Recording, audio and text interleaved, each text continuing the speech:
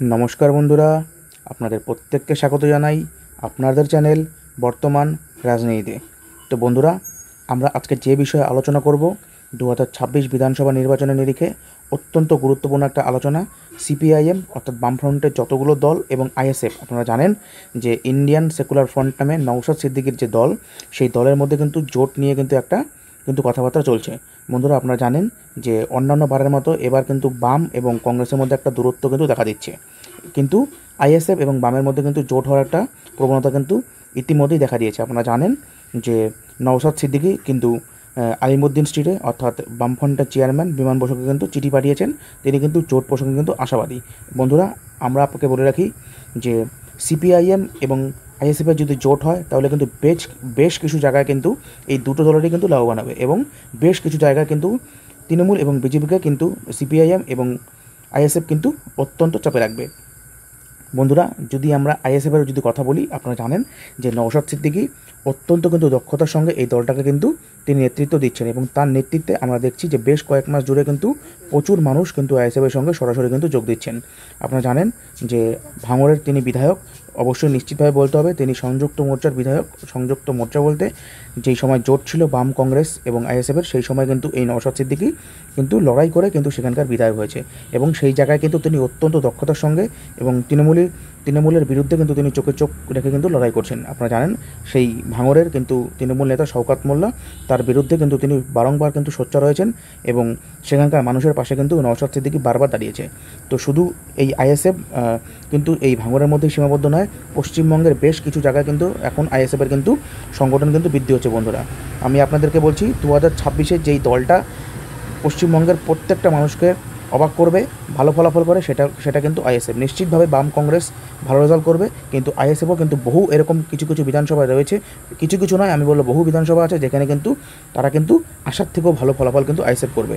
তো আইএসএফের যে নেতৃত্বরা তারা কিন্তু ভালোই বুঝতে পারছে যে বামেদের সঙ্গে যদি তারা জোটে যায় তাহলে কিন্তু আরও কিছু আসনে তারা ভালো ফলাফল করবে এবং আসন সমঝোতায় যেই সমস্ত জায়গায় বামেরা এই আইএসএফকে তাদের আসন ছেড়ে দেবে সেই সমস্ত জায়গায় কিন্তু আইএসএফ দারুণ ফলাফল করবে। আমি বলছি না বন্ধুরা যে আইএসএফ সেই সমস্ত জায়গায় সিটটা যেতে বেরোবে, এটা বলাও ভুল হবে যে সিট জিতবে না।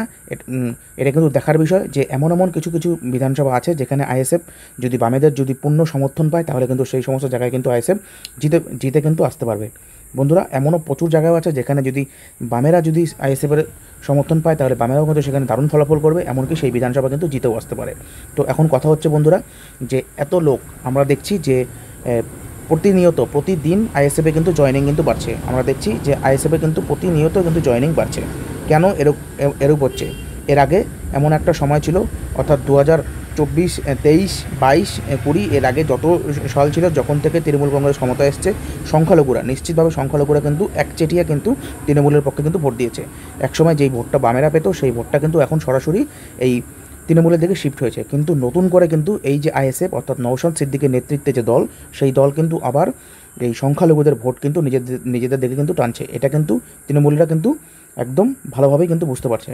আপনারা জানেন যে নিশ্চিতভাবে এই তৃণমূল সরকার আসার পরে সংখ্যালঘুদের কিন্তু উন্নতি কিন্তু সেরকম আশানুরূপ হয়নি। আশানুরূপ বলতে তারা মানে যতটা আশা করা গিয়েছিল তার কিন্তু পারলে কোনোটাই কিন্তু পূরণ করতে পারেনি। আপনারা দেখবেন যে সংখ্যালঘুদের মধ্যে শিক্ষা থেকে শুরু করে চাকরি বাকরি থেকে শুরু করে তারা কিন্তু অনেকটাই পিছিয়ে। তো এটা কিন্তু সংখ্যালঘু ভাই বোনেরা কিন্তু ভালোভাবেই বুঝতে পারছে এবং যারা একটু শিক্ষিত আছে তারা কিন্তু সরাসরি কিন্তু তৃণমূলের বিরোধিতা করছে এবং তাদের হয়ে কিন্তু নেতৃত্ব দিচ্ছেন এই নওশাদ সিদ্দিকী অর্থাৎ আইএসএফের নেতা নওশাদ সিদ্দিকী। তো এখন দেখার বিষয় যে সংখ্যালঘুরা কতটা এই আইএসএফের দিকে ঝোঁকে এবং তৃণমূলের বিরোধিতা করে। তো বন্ধুরা এই গেল আইএসএফের বর্তমান পরিস্থিতি এবং যেটা বলতে হবে যে বামেদের কথা। বন্ধুরা আপনারা জানেন যে 2026-এ বামেরা কিন্তু ভালো ফলাফল করবে। আমি বারংবার বলছি যে কংগ্রেসের সঙ্গে যদি জোটে নাও যায়, বামেরা যদি এককভাবে লড়াই করে এবং আইএসএফকে সঙ্গে নিয়ে যদি তারা লড়াই করে, বামেরা কিন্তু একাধিক আসনে কিন্তু ভালো রেজাল্ট করবে। আমি বলছি না বন্ধুরা যে বামেরা বহু আসন জিতবে, তবে এটা বলাও ভুল যে বামেরা খারাপ রেজাল্ট করবে বা ভালো রেজাল্ট করবে। বামেরা নিশ্চিতভাবে ভালো রেজাল্ট করবে, কিন্তু বেশ কয়েকটি আসনে কিন্তু বামেরা এবার জিতবে। তবে বামেদের এই জেতার পথ আরও প্রশস্ত হবে যদি নাকি বামেরা আইএসএফের সঙ্গে জোটটা করে। এরকম বহু কিছু আসন আছে যেখানে আইএসএফ যদি বামেদের যদি সমর্থন করে, ভালোভাবে যদি সমর্থন করে, আইএসএফের যে কর্মী সমর্থকেরা তারা যদি বামেদের হয়ে প্রচারে যায় এবং বুথ রক্ষা, আমি একটা কথা বারংবার বলবো, 2026-এ যদি বাম এবং আইএসএফ মিলে যদি বুথ রক্ষা যদি ঠিকমতো করতে পারে তাহলে একাধিক আসনে চমক দেবে এই বাম এবং আইএসএফ। তো বন্ধুরা, বামেদের তো এরকম প্রচুর বিধানসভা আছে যেখানে বামেরা ভালো রেজাল্ট করবে। আপনারা জানেন মোহাম্মদ সেলিম ইতিমধ্যেই বলে দিয়েছে যে এরকম 65 থেকে 70টা আসন এরকম আছে যেখানে তারা ভালো রেজাল্ট করবে এবং সেগুলো তাদের পাখির চোখ। এছাড়াও তাদের আরও বেশ কিছু বিধানসভা আছে যেখানে তারা একদম পাখির চোখ করে কিন্তু ছাপাবে। তো বন্ধুরা, বাম এবং কংগ্রেস যদি জোট হয় তাহলে কিন্তু বিজেপি এবং তৃণমূলের কপালে ভাঁজ কিন্তু নিশ্চিতভাবে বাড়বে। এখন দেখার বিষয় যে এই জোটটা কতটা সফল হয় এবং আদৌ এই জোটটা হয় কি না, এবং জোট হবে কি হবে না এর একটা বড় কারণ নির্ভর করছে যে আইএসএফ নিশ্চিতভাবে বামেদের কাছে কিন্তু বেশ কিছু আসন চাইবে। এখন দেখার বিষয় বামেরা সেই সমস্ত প্রত্যেকটা সিট যেগুলো আইএসএফ বামেদের কাছ থেকে চাবে সেগুলো বামেরা ছাড়ে কিনা, এবং বামেরাও এমন বেশ কিছু সিট আছে যেখানে কিন্তু সংখ্যালঘু অধ্যুষিত সিট, সেখানে কিন্তু বামেরাও চাইবে তাদের কিন্তু প্রার্থী দিতে। তো এখন দেখার বিষয় যে এই আসন সমঝোতাটা এই নওশাদ সিদ্দিকী এবং আমাদের বামফ্রন্টের যারা নেতৃত্বরা আছে, মোহাম্মদ সেলিম থেকে শুরু করে, বিমান বসু থেকে শুরু করে, সুজন চক্রবর্তী থেকে শুরু করে, এরা কতটা বোঝাপড়ার মধ্যে করতে পারে। তবে হ্যাঁ, নিশ্চিতভাবে আমি এটুকু আপনাদের বলতে পারি, বাম এবং আইএসএফ যদি জোট হয় তাহলে কিন্তু বেশ কিছু আসনে কিন্তু বাম এবং আইএসএফ কিন্তু চমক দেবে। এবং বাম এবং আইএসএফের যে বর্তমানে যেই সমস্ত লড়াই, সেই সমস্ত লড়াই কিন্তু মানুষের মনে কিন্তু দাগ কাটছে। বন্ধুরা, আপনারা জানেন সম্প্রতি এই কলকাতার বুকে আন্দোলন করতে গিয়ে নওশাদ সিদ্দিকী কিন্তু গ্রেপ্তারও হয়েছেন। এবং বামেদের কথা কী বলবো, সারা রাজ্য জুড়ে বামেরা যেভাবে আন্দোলন করছে, ছাত্র যুবদের থেকে শুরু করে বামেদের নানা রকম সংগঠন, C2, আরএসপি, ফরওয়ার্ড ব্লক, এরা কিন্তু নতুন ভালোভাবে কিন্তু সক্রিয় হচ্ছে এবং গোটা রাজ্য জুড়ে কিন্তু চষে বেড়াচ্ছে এবং মানুষের মনে কিন্তু দাগ কাটছে।